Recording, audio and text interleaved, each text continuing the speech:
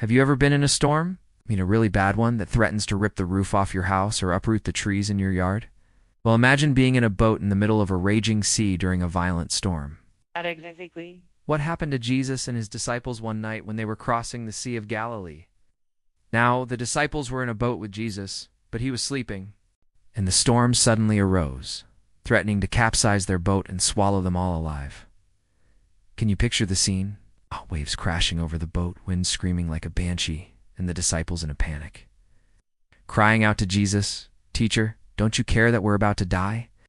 Finally, Jesus woke up, rebuked the wind and the waves, and everything around him immediately ceased. The wind, the waves, the storm, it all stopped.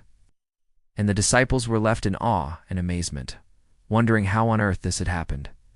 Let's take a closer look at this passage from Mark 4:35 to 41. As Jesus and his disciples crossed the sea, a fierce storm threatened to sink the boat. Jesus slept until they cried out, "Teacher, don't you care?" He rose, rebuked the wind, and said, "Quiet, be still." The storm ceased, and the disciples marveled. Even the wind and waves obey him. The first thing I want us to notice here is the intensity of the storm. It was a fierce storm, Mark tells us. In fact, it was such a violent storm that the disciples, who were experienced fishermen, were afraid they would die. This was no ordinary storm. It was a life-threatening storm. But notice what Jesus was doing in the midst of this raging storm. He was sleeping. Now, this doesn't mean that he was ignoring what was happening. He wasn't just dozing off. He was deeply asleep. And yet, Mark tells us he woke up the moment they called out to him, "Teacher, don't you care that we're about to die?" Immediately, he got up and rebuked the storm. You see, even when things are at their worst, even when it seems like everything is falling apart, Jesus is in control.